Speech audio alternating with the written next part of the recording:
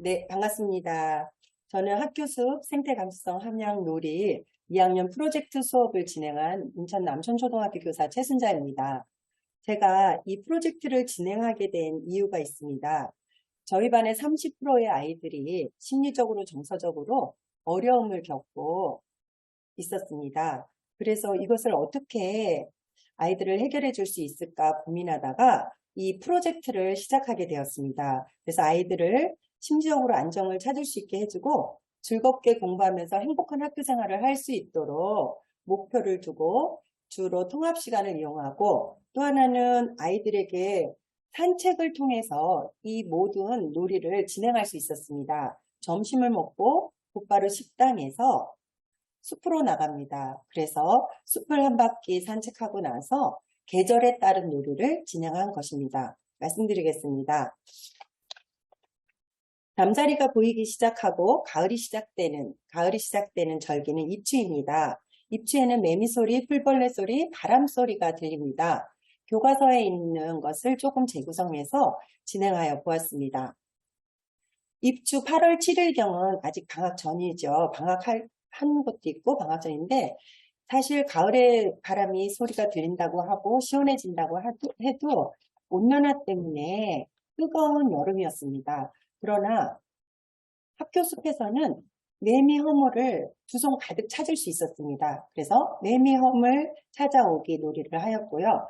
매미 찾기 놀이도 하였습니다.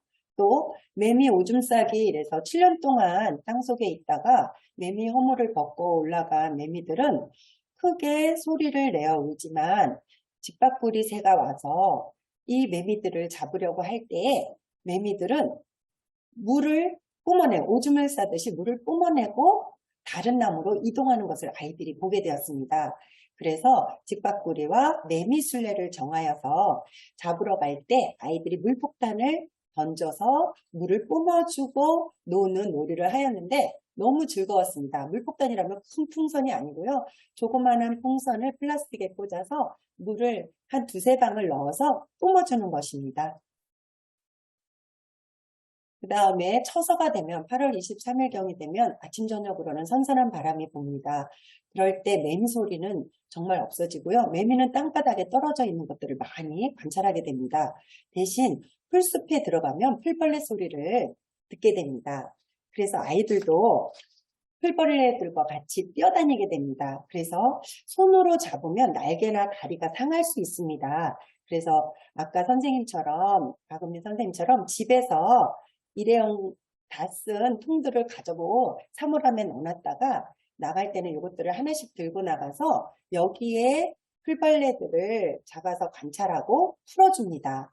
그러면 풀벌레들도 다치지 않고 계속 숲에서 살아나갈 수 있습니다. 네, 처서가 되면은 가을바람이 불기 시작하고 첫 단풍이 들기 시작합니다. 그러면서 씨앗들이 열매를 맺기 시작하는데 헬리콥터처럼 떨어지기 시작하는 것을 우리가 볼 수 있습니다. 작은 씨앗들을 루페나 돋보기로 살펴보고요. 그 다음에는 날리기를 합니다. 아이들이 헬리콥터처럼 잠자리 날개처럼 날아서 씨앗을 퍼뜨리기 시작합니다. 너무너무 신기하고 팔에다가 얹어놓고 기념사진도 찍고 한 것입니다. 가을의 맛. 가을의 맛은 처서 백로 추분의 이슬과 함께 어린 농부체험, 주렁주렁 열매, 애벌레, 도토리 모으기 등을 하게 됩니다. 주로 입추에 가을무와 배추 심기를 하는데요. 저희는 늦어서 8월 23일 처서에 가을무, 배추 모종을 사서 심었습니다.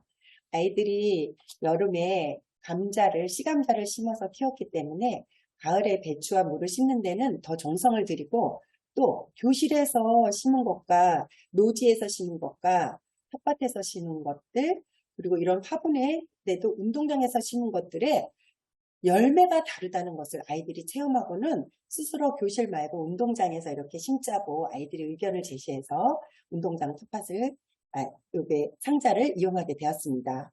지금도 당번을 정해서 아이들이 물을 주고 있습니다. 백로가 되면 찬 이슬이 내려오기 시작합니다. 찬 이슬은 열매들을 달게 익혀줍니다. 그래서 감이 색깔이 변하기 시작하고 모과가 색깔이 변하기 시작합니다. 도토리가 모자를 벗고 떨어지기 시작합니다. 그래서 아이들은 도토리를 두 손, 양손 가득 이렇게 담아서 놀기 시작하였습니다. 백로가 되면은 잘 익은 열매 속에 애벌레들이 들기 시작합니다. 우리가 학교 숲에 나가서 뿌리와 줄기와 잎에 사는 곤충이나 낙엽들이나 변화되는 것들을 주워와서 나무에 꾸며보았습니다. 그리고 스스로 애벌레가 되어서 애벌레 놀이도 하였습니다. 애벌레는요, 갉아먹으면 안으로 들어가고 뒤로 커지면 열매가 익어가는 놀이입니다. 아이들이 즐겁게 잘 찾더라고요. 추분이 되면 낮과 밤의 길이가 같아질 때에 도토리도 많이 떨어지고 밤도 많이 떨어져서 딱 벌어져 있습니다. 그럴 때 쭉정이를 주워다가 나뭇가지를 쭉 끼면은 수저 모양이 됩니다. 숟가락 모양이 되고 그것에 떨어져 있는 도토리를 아이들끼리 옮기는 겁니다. 그래서 도토리 모으기 게임을 하였습니다. 아이들이 이 도토리를 모으고 다시 숲에 돌려주면서 이렇게 모으기 힘든 음식들을 한겨울에 먹을 것이 없는 짐승과 동물들을 위해서 다시 돌려줘야 한다는 것을 깨닫고 이렇게 돌려주는 캠페인까지 하였습니다. 가을의 색입니다. 추분 할로 학교 숲을 산책하며 가을이 무슨 색으로 변하는지 살펴보고 낙엽의 무리짓기와 낙엽으로 친구 얼굴 꾸미기를 하였습니다. 이건 친구 작품인데요. 이 가운데 있는 것은 새털입니다. 집밥구리 새털 땅에 떨어져 있는. 그래서 먼저 열매들의 색깔을 관찰하고요. 꽃들의 색을 관찰합니다. 저희 학교는 벌이 없어서 꽃들이 수분을 못하고 밑으로 떨어져 내리는 것들이 너무 많이 있었습니다. 그래서 벌이 없어지면 인간도 살 수 없다라는 환경교육을 받고는 아이들이 무척 걱정하였는데요. 그럼에도 불구하고 낙엽들은 단풍이 들기 시작합니다. 그래서 아이들이 솔방울, 그 다음에 도토리, 나뭇잎, 낙엽, 떨어진 낙엽, 그 다음에 나뭇가지 등을 모아서 무리짓기를 합니다.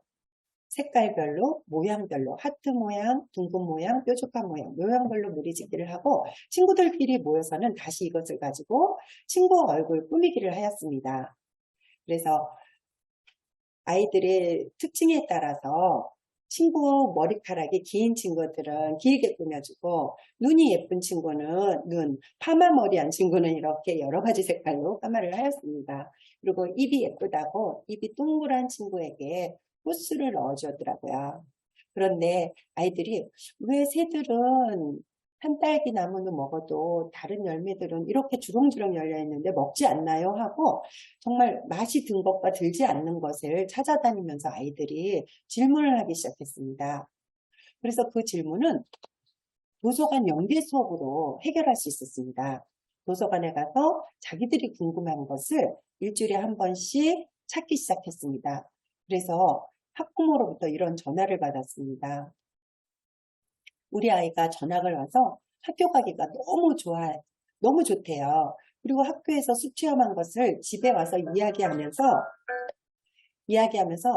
우리 가족은 즐거운 저녁 시간을 맞고 있습니다. 감사합니다. 이렇게 전화를 하셨더라고요. 또 학생들은 저희 반 아이들은 일찍 오기 시작합니다. 그래서 숲을 둘러서 숲의 변화를 살피고 돌아옵니다. 그것이 봄, 여름을 지나 가을이 되니 이게 스스로 하게 되더라고요, 아이들이. 그리고 가장 큰 교육적 효과가 있습니다. 이건 정말 깜짝 놀랄 일이었어요. 저희 반에 정신적인, 심리적인 면에서 약물 치료를 하고 있던 친구가 있었습니다. 더 이상 좋아지지는 않고 지금 것을 유지만 해도 좋다고 평가가 나와서 굉장히 슬퍼하면서 이 봄에 학교 숲 생태 체험을 시작하게 한 건데 이 아이가 놀랍게도 평가 점수가 높아져서 정상에 가까운 수치로 올라왔습니다. 그래서 그 부모님이 너무 울먹이면서 기뻐하셨고요. 이 아이는 지금 수업의 집중도도 높아져서 수업에 참여하고 있습니다. 사실 수업에 전혀 참여할 수가 없었는데 수업에 참여하고 있고요. 공격적인 성향의 아이가 있었는데 한 달에 두세 번의 사고가 있었는데 이 아이도 이게 지금 2학기 들어서는 딱 한 번, 그것도 가볍게 하고 친구에게 바로 사과할 수 있는 그렇게까지 좋아져서 저희는 이 생태숲에서 그냥 놀기만 했을 뿐인데 산책하고 놀기만 했을 뿐인데 학습 면에서 그다음에 친구 관계에서 너무나도 큰 효과를 보았습니다. 특히 느린 학습자가 저희 반에 몇 명 있는데 그 아이들은 집중도가 높아져서 지금 한글을 거의 다 깨치고 수업에 참여하고 있습니다. 그래서 저희는 놀기만 했을 뿐인데도 이런 심리적인 문제가 엄청나게 저학년한테는 엄청나게 컸다라는 것을 깨닫고 이것을 사례화하여서 알려드리고 싶어서 제가 발표를 해드린 것입니다. 여러분들도 학교에 숲이 있다면 절기에 따라서 다른 거 필요 없습니다. 절기만 따라서 그 절기에 맞는 것을 체험하시면 되고요. 학교 숲이 없다면 지역 연계를 해주시면 좋을 것 같습니다. 저희도 지역 연계를 해서 기부를 해주셔서 감자 심기나 고구마 심기 체험을 하는데 알고 보니 저희 반의 친척이었더라고요. 그래서 지역의 교육적인 효과까지, 연계 효과까지 있었습니다.